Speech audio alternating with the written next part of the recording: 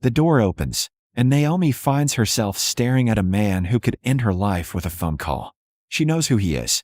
Everyone in Seoul does, even if they pretend not to. Choi Jae-sung, the name whispered in basement clubs and penthouse offices alike. The man who controls half the city's underground, whose smile never reaches his eyes, who hasn't been photographed in 5 years because cameras tend to disappear around him. And she just knocked on his door begging for food. "Please," she whispers, one hand pressed to her swollen belly. "I just need." He's already closing the door. 72 hours earlier, the pregnancy test sits on the bathroom counter of Naomi's studio apartment, 2 pink lines screaming accusation.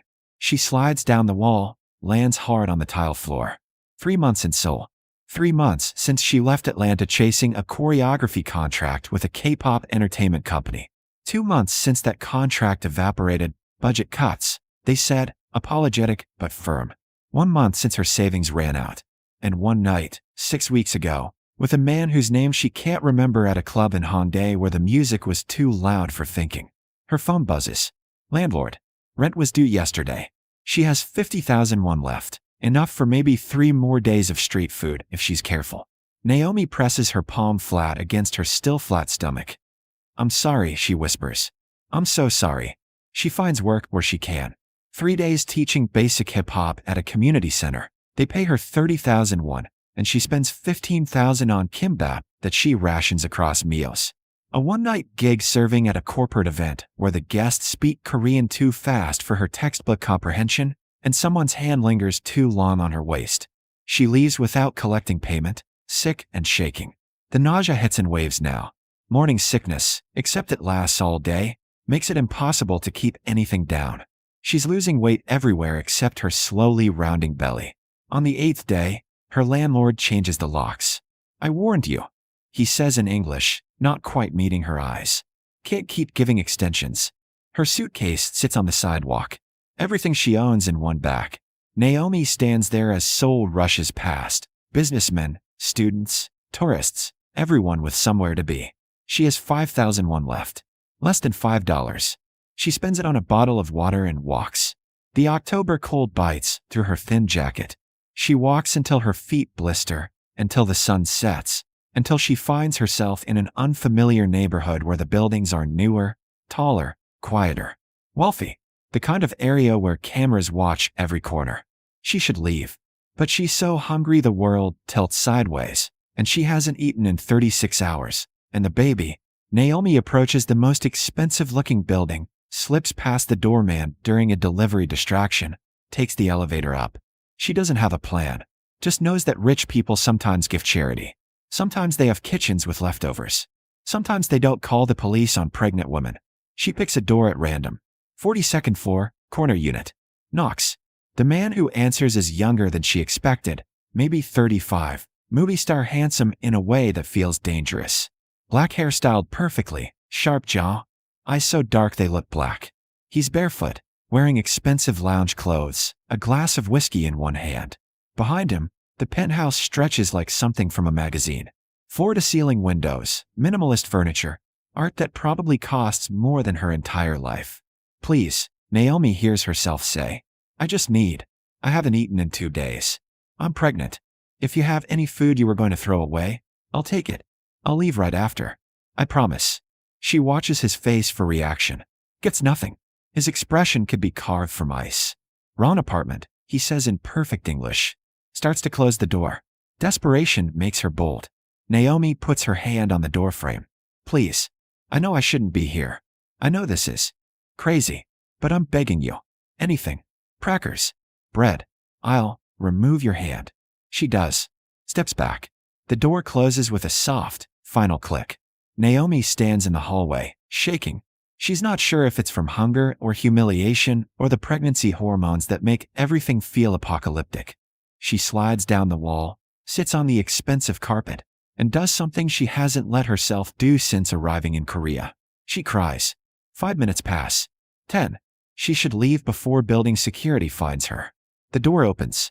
Jae-sung stands there, still expressionless, holding a plate. Rice. Grilled meat. Banchan. Enough food for 3 meals. "Eat," he says. "Then leave." He sets the plate on the floor, goes back inside. Naomi stares at the food. Her hands shake as she picks up the chopsticks. The first bite of rice tastes like salvation. She eats slowly, carefully, aware that her stomach will revolt if she rushes. She's halfway through when the door opens again. Jae-sung leans against the doorframe, watching her. How many months? Almost 2. Father, gone. Never knew. She sets down the chopsticks. I should explain, don't. He's quiet for a moment. Where are you staying? I'll figure something out. That's not an answer. Naomi meets his eyes. Nowhere. I was evicted this morning. Something flickers across his perfect features. Gone too fast to name. Finish eating, he says. Then we'll talk. The penthouse smells like expensive candles and secrets. Naomi sits on a leather couch that probably costs more than a car, plate balanced on her knees, aware that she's leaving a disaster trail. Her wet shoes on pristine floors, her ratty jacket on his furniture. Jae-sung hasn't sat down. He stands by the window, backlit by Seoul's glittering skyline, watching her with an expression she can't read. You're American, he says. Not a question. Atlanta. I came here for a dance contract. It fell through. Family. My mom died when I was 16. My dad remarried. His new wife made it clear there wasn't room for me. Naomi sets down the empty plate. I'm not trying to guilt you into anything. Thank you for the food. I'll go now. Where? There's a shelter in Itaewon that, no. He says it flatly, with absolute authority. You're not going to a shelter. I can't exactly afford a hotel. Jae-sung turns from the window. In the lamplight, his features are almost beautiful. Sharp cheekbones, full lips, eyes that hold too many secrets. You can stay here. Tonight. Tomorrow we'll discuss arrangements. Every instinct screams danger. This man is a stranger. This situation is insane. But Naomi's too tired to be smart. Why would you help me? I have my reasons. He gestures down the hall. Guest room is second door. Bathroom attached. Don't touch anything in my office. I don't even know your name. Choi Jae-sung. He watches her face carefully. She should recognize it. Should know. But exhaustion has made her stupid, and all she can manage is, thank you, Jae-sung SSI. His lips quirk. Almost a smile. Just Jae-sung. The guest room is bigger than her old apartment. King bed with sheets that feel like clouds. Bathroom stocked with luxury products. Naomi showers for 20 minutes, scrubbing away 3 days of street grime, then collapses in a bed wearing a t-shirt she finds in the dresser. Men's size medium, smelling like detergent. She's asleep before her head settles into the pillow. She wakes to sunlight and the smell of coffee. Jae-sung's in the kitchen, dressed for business, charcoal suit, black tie, hair perfect. He slides a plate across the marble counter. Eggs, toast, fruit, a glass of juice. Beat, he says. We need to talk. Naomi sits, suddenly aware of how she must look. Borrowed shirt, wild hair, swollen eyes. About what? Your situation. He leans against the counter, arms crossed. You need money. Prenatal care. A place to stay. I'm offering all 3. I can't pay you back. I don't want payment. His dark eyes are unreadable. I want a service. Here it comes. Naomi sets down her fork. What kind of service? I need a wife. Temporarily. 6 months. My family is traditional. They won't finalize a business merger until I'm married and producing an heir. You're pregnant. You need protection and resources. It's practical for both of us. Naomi laughs. Can't help it. You want to marry me? You don't even know me. I know you're honest enough to beg instead of steal. You worked 3 jobs to avoid asking for help. You're teaching yourself Korean from library books. He pauses. And I know you need this more than your pride can afford to refuse. How do you know all that? Your landlord talks. So do the community center staff. Jae-sung pulls out a folder, slides it across. Marriage contract. You live here, attend family events, play the role. The baby is mine publicly. I'll claim paternity. In return, all medical care covered, living expenses, and 500 million won when the contract ends. The number makes her dizzy. That's $500,000. You'll earn it. My family is complicated. Naomi opens the folder. The contract is in Korean and English, legal and thorough. This is insane. Yes. I should say no. You should. He refills her juice glass. But you won't. Because you're smart enough to recognize a lifeline. She should ask more questions. Should demand to know why her.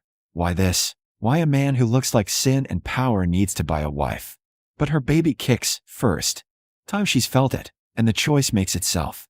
Okay, she whispers. 6 months. Something flashes in his eyes. Relief? Satisfaction? It's gone before she can name it. We'll marry this week, he says. Small ceremony, family only. I'll arrange everything. The wedding happens in 4 days. Naomi meets Jae-sung's family at a traditional restaurant. His father, sharp-eyed and calculating. His mother, dripping disapproval. His younger sister Minji, who actually seems kind. The meal is excruciating. Jae-sung's mother asks pointed questions about Naomi's background, her intentions, her sudden pregnancy. We met 3 months ago, Jae-sung says smoothly. I didn't plan on marriage, but some things are worth changing plans for. His hand finds Naomi's under the table. She squeezes back, grateful for the anchor. His father speaks in rapid Korean. Jae-sung responds, voice hard. Minji inhales sharply. What did he say? Naomi whispers. He questioned if the baby is mine. I told him that if he disrespects you again, I'll withdraw from the merger entirely. Jae-sung's thumb traces circles on her palm. You're my wife now. That makes you untouchable. The father's face goes red, but he says nothing more. After, in the car, Naomi finally asks, what do you really do, Jae-sung? Import-export. His tone says the conversation's closed. That's code for, yes. He meets her eyes. I'm not a good man, Naomi, but I'll keep you safe. Both of you. The first month passes in surreal routine. Jae-sung leaves early, returns late. Naomi explores the penthouse like a museum, reads, practices Korean. A doctor visits weekly, private, expensive, thorough. The baby grows. So does something unexpected. She starts noticing small things. How Jae-sung stocks her favorite snacks. How he leaves notes about prenatal vitamins. How he sits with her during morning sickness episodes, holding her hair, saying nothing. One night, she finds him assembling a crib at 2 a.m. You should be sleeping, he says. So should you. She sits on the floor beside him. Why are you really doing this? His hand still on the wooden pieces. My mother was pregnant when she married my father. He never let her forget it. Never treated me like I was fully his. He doesn't look at her. No child of mine, real or claimed, will ever feel that. Naomi's throat tightens. Jae-sung, go to bed, Naomi. But she doesn't. She stays, handing him screws and bolts, sitting in comfortable silence until the crib stands finished. The threat comes on a Tuesday. Naomi's shopping in Gangnam when she notices the car. Black sedan, tinted windows, following her for 3 blocks. She's learned to recognize danger in Seoul, the wrong kind of attention, the men who watch too long. She ducks into a cafe, calls Jae-sung. He answers on the first ring. What's wrong? Someone's following me. Black sedan, no plates visible. Stay where you are. Don't move. His voice is sharp, commanding. I'm sending someone. 5 minutes later, a woman appears, mid-30s, professional, kind eyes. Mrs. Choi, I'm Eun-ji. Please come with me. The car ride is silent. They don't go to the penthouse. Instead, Eun-ji drives to a private office building, takes Naomi up to a floor with no markings, opens a door to a conference room where Jae-sung waits. He's different, colder, dressed in all black, surrounded by serious men in suits. This is the other Jae-sung, the one who runs an empire. Leave us, he says to everyone. They do. When they're alone, he pulls Naomi into his arms. Did they touch you? No. I noticed them and called you right away. Good. He holds her like she's precious. Good. Jae-sung, what's happening? He guides her to a chair, kneels in front of her so they're eye level. I should have told you sooner. My business, it's not just import-export. I run the largest organized crime network in Seoul. Territory, protection, information. The merger my father wants is with a rival family. Some people think they can disrupt it by targeting you. Naomi's world tilts. You're Mafia. Yes.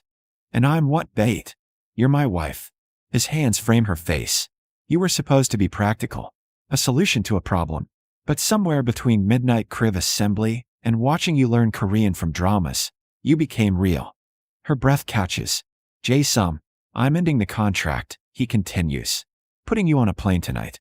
New identity, protection detail, enough money to raise your daughter anywhere in the world. Daughter? The doctor told me yesterday. I was going to surprise you. His smile is sad, brief. She'll be beautiful. Strong like her mother. Naomi's hand covers his. I'm not leaving. You don't have a choice. I always have a choice. She's shaking, but her voice is steady. You taught me that. When I knocked on your door, I had nothing. You gave me everything: safety, respect, a future. You think I'm running the first time it gets complicated?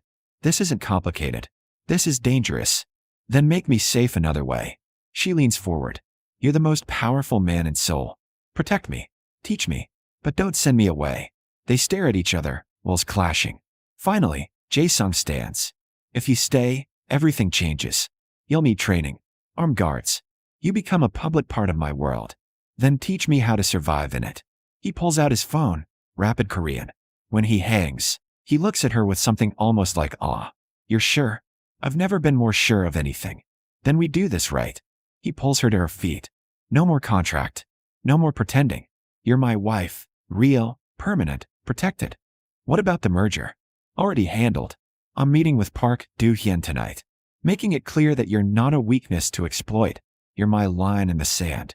The meeting happens at a neutral location, private restaurant, security everywhere. Naomi sits beside Jae-sung, dressed in traditional hanbok that Min-ji helped her choose. Dark blue silk, embroidered with silver thread, elegant and unmistakably expensive. Park Do-hyun is older, cold-eyed, accompanied by his own men. He barely glances at Naomi, until Jae-sung speaks. My wife is pregnant with my daughter, he says in Korean, then repeats in English for Naomi's benefit. Anyone who threatens her learns that I have no limits. No mercy. No hesitation. He slides a folder across the table. Yesterday, someone followed her. I now own 3 of your shipping routes and have evidence that will interest the prosecutors. This is your only warning. Park's expression doesn't change, but something flickers in his eyes. He responds in Korean, low, tense. Jae-sung's laugh is cold. Then we understand each other. Touch what's mine, and I'll dismantle your empire piece by piece. The meeting ends. Park leaves without another word. In the car afterward, Naomi's hands shake with adrenaline. What did he say to you? That he underestimated how far I'd go. Jae-sung takes her hand. He won't make that mistake again. 3 months later, Naomi stands in the penthouse nursery, humming softly to the daughter in her arms. Sujin, they named her. Grace. She has Naomi's nose, dark eyes that might lighten, perfect tiny fingers wrapped around Naomi's thumb. Jae-sung appears in the doorway, still in his work clothes, exhausted but smiling. How are my girls? Perfect. Naomi passes Sujin to him, watches his expression transform. This dangerous man reduced to odd gentleness by 7 pounds of newborn. She's so small, he whispers. She's strong, like her father. He looks up at that, something vulnerable in his expression. I'm not her biological father. You're the one who chose her. Naomi touches his face. Biology doesn't make family. Choice does. They stand together in the softly lit nursery, this impossible family built from desperation and contract, and something that grew into love. 6 months after Sujin's birth, Naomi opens a dance studio in Itaewon, funded by Jae-sung's legitimate businesses, offering classes to immigrant women who need community. She's learned to navigate his world, the careful politics, the codes of respect, when to be soft and when to be steel.